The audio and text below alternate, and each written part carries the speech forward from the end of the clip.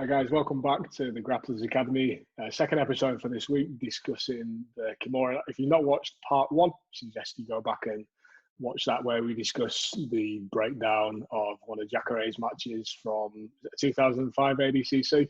Yeah, 2005. 2005 ADCC gets a nice finish with a Kimura. So we're going to discuss today our personal experience with those figure four shoulder locks, Kimura in particular. One of my favourite submissions. I think there's a lot of different options from that grip alone, in terms of arm locks, positional changing, and control over your opponent in general, to be honest. What are your thoughts on it, mate? Yeah, no, I love this grip. Whether it's just a control point or whether it's for finishing, it's like one of my favourite ones to sort of go for, especially if I'm playing sort of bottom half guard. It's kind of like my go-to grip, and I don't tend to attack it as much from the top, but when I do land one, I do enjoy sort of finishing the Kimura from the top position. Yeah, I like and have tried to incorporate a lot more into my game over the past couple of months, or maybe 12 months. Like a series of moves and developing a bit of a strategy from the top in terms of sequences and different attacks from that Kimura grip, whether it be from a half guard from the top or from a side control. Yeah, there's definitely a lot of different options there. You can use it to set up stuff to go for the back as well. But equally, it's like a good defensive option. If if from underneath you can get a Kimura grip and start to get your way out of a bad position from underneath side control. There's probably there's a couple of things to look out for from an attacking point of view in terms of like mechanical things that you need to do to be able to get it off as an effective submission. So we'll talk through those a little bit today. We'll probably talk through what your opponent can do to reduce the effectiveness of your attack or your grips on that position as well. So what would you say is the first thing that really is important in terms of setting up a Kimura grip, whether you're from the top or from the bottom? For me, it's got to be that wrist control. Like you're not going to wrap up the arm unless you're controlling the wrist. Whether that's sort of pinning it to the mat and then coming over the top of it, or if you're playing from the bottom, just having that wrist control so you can follow where it goes, so you can bring your torso to it to wrap over it. But yeah, for me, it's that sort of wrist control there and controlling where the arm goes. And on top of that, you can control the posture with the wrist quite nicely as well. About yourself? Yeah, so it's same. It's that wrist control, isn't it? It's the most important thing probably, and certainly the first step. And if you put that into a practical application that you can visualize in your head, it's that one that probably almost everybody learned the first Kimura that they learned when they were doing jiu-jitsu. Close guard, clearing the hands off the chest and pinning a wrist on the mat and sitting up and over, isn't it? And the first bit of that whole sequence is, once you've cleared the arms, it's pinning and controlling the wrist that you're going to attack. So definitely the control there. I think probably after that, we could probably talk about grip there as well before we move on to the next bit. So for me personally, I really preferred doing like a thumbless grip on this figure four, on both hands, on the hand that's grabbing my hand and also the hand that's grabbing the opponent's wrist. Some people do like a C-lock grip. What's your preference? Have you found one more effective than the other? Yeah, so for me, it depends on the stage of the Kimura. So in the initial grip, I'm going to go thumb in C-lock grip to just sort of get initial contact and sort of follow the grip. As I'm starting to make that transition over to sort of wrap up, I go thumbless and I curl my fingers round, so it's sort of creating a bigger block there, and I'm kind of creating like a bit of a gooseneck grip to really try and control their wrist. But I also try to get like a 2-finger grip, 2 fingers on the sort of the bony part of the wrist, and 2 fingers on the sort of fatty part of the hand, and using that kind of control there as well. Just from experience of having it done to me, as well as other aspects where I've used that control, it's a very, very powerful point to try and control the arm from. I suppose the difference that you're talking about there as well is like what options are available to your opponent at the time, and then matching your grip to suit that. Because in that first initial stage of controlling the wrist, there's more options for them there, isn't it?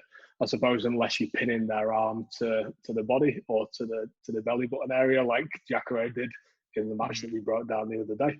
But yeah, like the more available free space that your opponent's got to move their wrist in a defensive manner, probably the more control you've got to have over it. So like a C grip is probably going to be more suitable there than just going for an open palm grip, because let's just kind of pull away there with a false grip unless you've got the blocking pressure on the opposing side. So yeah, with the thumb you've got a lot more control over it this way, haven't you? So yeah, like I suppose after that first initial control on the wrist there, what's the next thing, and probably the thing that most people make the biggest mistake of in terms of getting that initial bite on coming over. See a lot of people kind of going at the shoulder or the elbow and getting confused between which one's the best one to go for. So what would be your advice on that?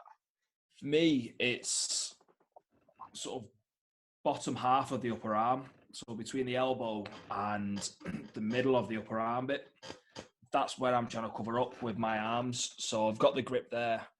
I'm bringing if I'm playing from bottom, I'm bringing my chest to the elbow, wrapping over, covering this part of the arm. So sort of like from here to here with my arm, connecting with my own grip, and then I'm falling back or starting to manipulate. Same for if I'm on top. I'm trying to pin the wrist and also bury underneath and only have this part of the arm sort of exposed. For me, I find it gives you much more mechanical control over their shoulder. But what yourself, like your thoughts on that?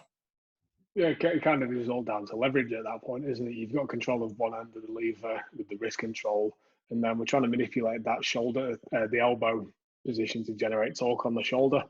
I think one bit that people do get confused of as well, and especially beginners, the thing that you see when you're coaching initially, the thing that probably most people are getting wrong is which way around the grip goes. I see a lot of people trying to put the arm inside the shoulder with the wrist control. It's got to go around the back of the armpit, hasn't it? So as you're reaching over, whether you're doing it from a closed guard or you're doing it from, I think probably most people get this wrong from where it's like a top position coming from side control.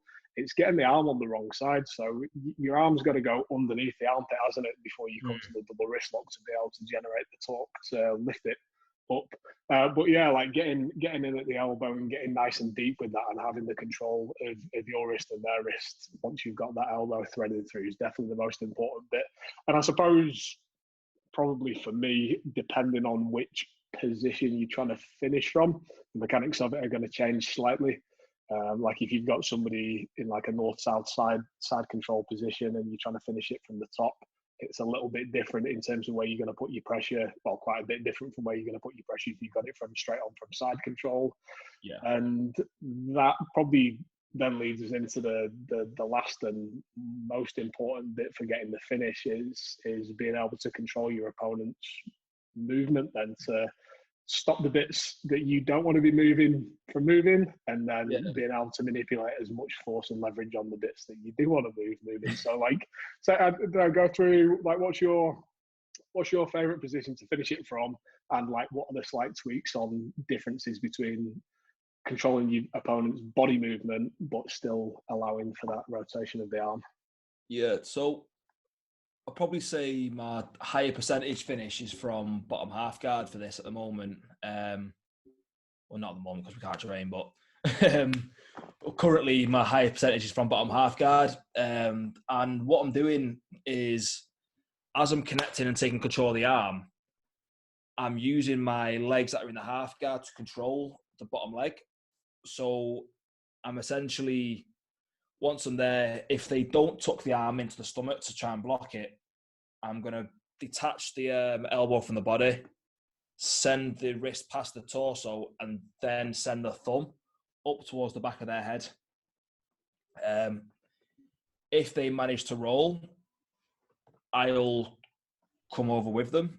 But a lot of the time, I'm going to be using my legs to prevent that roll, and I can sort of like stop that with a bit, like just hamstring curling on their far leg.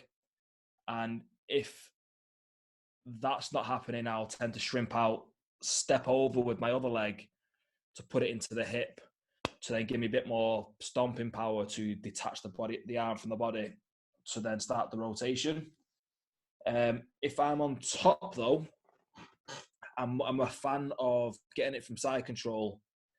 And what I do is I run my hips past the head, and then I'll essentially sit here on their body and scoot backwards to essentially stretch the neck out and stretch the shoulder out to tighten all the structures in there before I start applying any torque, as I found it makes it go on a lot quicker. And from a defensive point of view, like when if you're looking at it from the other end, when you're trying to apply that, what are the things that your opponent might be doing to make it difficult for you to achieve that finish? Key ones hiding the hand in the body,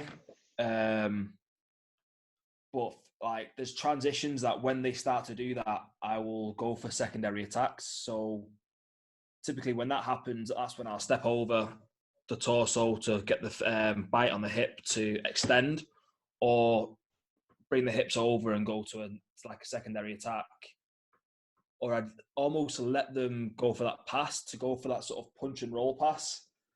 And I've also got a nice little armbar from a spin at that point. But for the Kimura from top,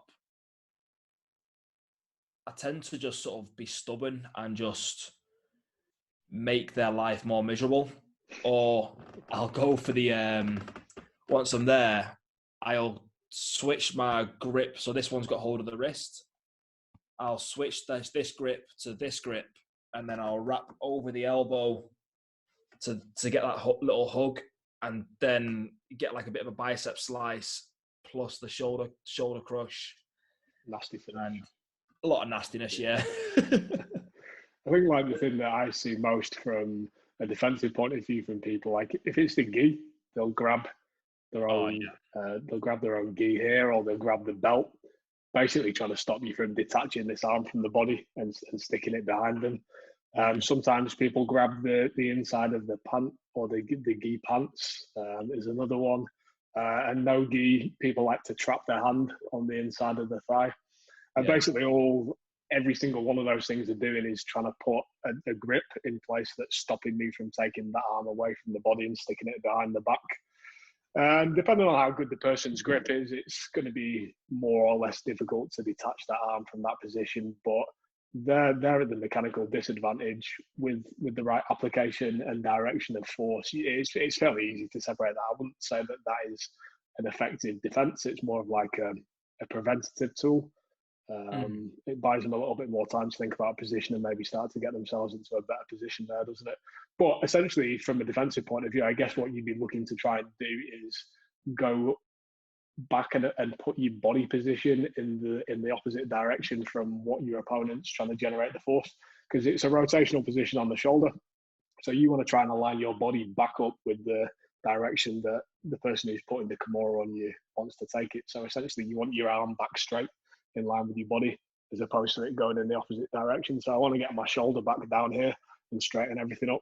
So like if somebody's doing it in a north-south position where you're on your side, a good defense on that one is to try and get you back flat to the mat. It just takes away that force, doesn't it? And that doesn't mean that the position or the submission can't be finished from there. You've just got to change your approach on attack from it. If you're adamant that you want the Kimura, or you can switch out to something else, these arm bars, back takes there. So I just feel like it's a really powerful grip all round, and definitely one that people should, if they're not doing so already, start to incorporate into the game. Oh, definitely. I think I've been on the receiving end of a few of your Kimuras. Do you want to talk people through sort of your process? Because you've got a really nice Kimura from that top position, and you've got some very nice secondary attacks. So do you want to talk sort of through that process you've got? Yeah, I can do. So like one setup that I do like to use is from side control or even like if I can get it to progress to a knee on belly position. Like one thing that people will like to do is try and frame that leg off, which exposes the gap underneath the elbow as they're starting to push away. You can get that immediate wrist pin control there and get right around the back of their arm that they're trying to bridge and shrink away from. So you can get that initial bite quite easily. And because the knee on belly is not a comfortable position, you don't want to spend your time there. You can kind of grit and bear it. And it's kind of just a case of who's more willing to stay there. I'm kind of quite happy to cook you in that position a little bit if you want to stay there and deal with the pain. Or you can try and get out of it and you might get exposed to a Kimura grip. So that's kind of the logic on why I like to play that. That's quite a fun one. But yeah, from there, I've got quite a good full breakdown of this on as a video if people want to go and check it out. But essentially trying to clear the head and step round into that north-south position, like in the match that we analysed with Josh Barnett and Dean Lister, the sort of position that he was trying to achieve there, clamping the torso with the legs and keeping your opponent at a perpendicular angle, 90 degrees to the floor and to you. And I just feel that opens up a lot of possibility for rotating the arm around the back, as opposed to being flat on the floor where you've got the floor as a bit of a blocker and inhibitor to you being able to generate force on the shoulder.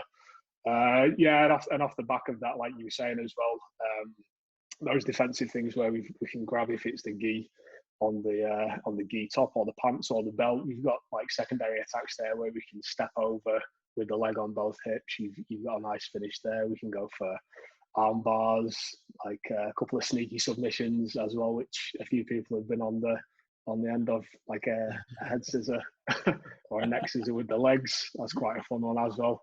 And we were playing around with a couple of different concepts from that position really before we finished off, like triangles from that position as well, and chopping the arm, weren't we? Which are quite nice. And I guess that kind of just builds into like an overall strategy for, having different options from different positions and failed attacks, and just trying to open up a broader game plan, and trying to expand and develop on a strategy or a tactic of developing a system based around like favoured movement patterns or favoured submissions. I definitely think that aspect of the sort of game planning and the sort of strategy and the systems is, I will say it's a overlooked concept from a lot of practitioners. They'll sort of have a set of moves, but they won't have any chains where one thing leads to another. They won't have any pathways. They'll have no plan Bs, no plan Cs, which for me, once I sort of realised that way of learning and sort of almost learning katas, but for grappling,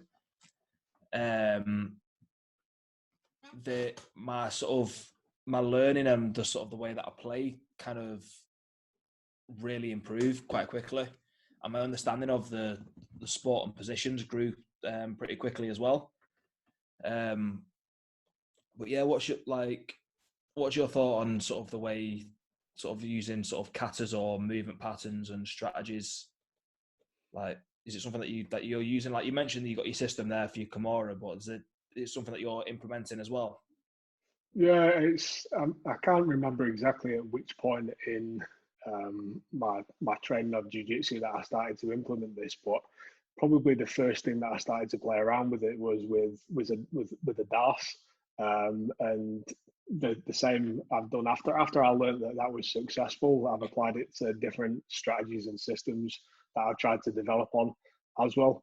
And I suppose kind of what I did in the initial stages of all of these things is try to see, let's say I'm picking one submission and it's the Kimura, where can I see the availability of that submission in all positions? So is it available from side control on top? Yeah. Is it available from the close guard underneath? Where can I see this submission and how can I get it from everywhere?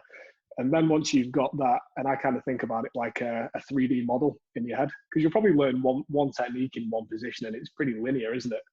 Whereas actually the majority of jiu-jitsu submissions or positions are able to be manipulated from any of that 3D rotational space that you can find yourself in jiu-jitsu. So that's probably the first thing that I started to to develop off. But then, yeah, it's like developing that strategy of like what is available once you've seen that it's available in these positions, how and you reactionally from your opponent, giving them an opportunity to escape and then see what as a possibility is coming up next, I think is quite an important thing as well. I think definitely at the beginning of your, this is probably something that we should do a bigger dive into because it's such an important part of martial arts in general, but particularly with like grappling sports because of the 3D nature of the sport. It's really important to develop that a strategy where you can start to implement your techniques in many different ways. But yeah, just chaining everything together and just starting to see the patterns in things is probably the key thing that you could discuss in terms of strategy. What do you reckon? Yeah, no, definitely. Like not only just for strategy though, I think for your actual learning process, and making sense of things in your mind. Like the analogy that I kind of use for this is sort of like building your encyclopedia of words, of moves, or like a dictionary of moves. But when you're sort of speaking a language, because I've always looked at grappling as sort of like a conversation, and when you sort of two people engage in grappling, they're communicating, but it's like physical communication, and there's one person gives, the other one responds, and vice versa. But like you can't have a conversation with just words. You have to have sentences, and then that's where your moves are the words, and then you change the sentences, and then they come together in the conversation. So it's sort of like using that kind of way to look at it, to not just build sort of like a massive library of moves and then not know how they work together. It's great, you can know 1,000 moves, but then not know, and if you don't have to chain them all together, you're going to get your ass handed to you by the person who knows 2 or 3 moves inside out and knows how they connect from every position. But yeah, I think there needs to be like a bit of a shift in some of the practitioners' minds of it's not just singular moves that you're using, it's a group of movements that's going to end you in the end point. But then the end point's not just going to be the one submission, it's knowing where the chain on together. And that's the beautiful thing with like going back to the Kimura of this grip. It's got back takes, it's got sweeps, it's got straight arm locks, you've got the Americana, you've got back to the Kimura, you've got the hammer locks. There's a lot of stuff that chain from this position and this grip, which can massively enhance your game once you learn the full sentences rather than just the individual words. Totally, I couldn't agree with that more. I have a different sort of way of processing it from like learning music. You've got your chords, your scales, and all this sort of thing to basically meld together to make a piece of music. But it's the same concept, isn't it? So I could go on about strategy in jiu-jitsu for hours. I'm sure we could do a whole other podcast just on strategy. Yeah, I think we'll have to set aside and get some really in-depth talk onto this one. Yeah. But no, anything you want to sort of add on Kimuras before we wrap up? One thing, yeah, so Kimuras you can use as an application that people aren't probably necessarily thinking about a Kimura grip from is like as a defensive point of view from like attacks. So single legs attack, there's an option for a Kimura defense there to utilize that to your advantage as well, isn't there? So this kind of goes into what we were just talking about being able to see it from all different positions and the application and utilization of it from different positions. But I don't know whether you've ever used that Kimura grip as a defense for single leg takedowns too much, or to use that to your advantage. I've used it from the body lock from behind, but I've not used it too much from the single leg. I'm aware of them. It's just not my go-to at the moment. Sort of wrestling is a field where I'll experiment less at the moment, and I'll stick to almost the moves that I'm kind of comfortable with, unless I feel comfortable to experiment. If that kind of makes sense. Yeah, definitely. No, nothing more than that. I just think that, just important to think the broad application of it rather than just kind of like dog hunting for that one particular submission that you might know. Yeah. But yeah, I think we've opened up a new can of worms today there with the strategy. So if you guys have any thoughts on strategy, whether you'd like to hear us talk a little bit more about that rather than just specific technique-based stuff, if you want to get into a bit more of a discussion in terms of the philosophy and strategy of jiu-jitsu and grappling as a whole, let us know about that, because that's definitely something that I'm interested to talk more about and would like to spend more time discussing. Oh, 100%. But yeah, like I said, like Bon said, let us know, messages, comments, hit the subscribe button, give us a good old thumbs up, and we'll catch you all next week. Smash the like button, smash the subscribe button.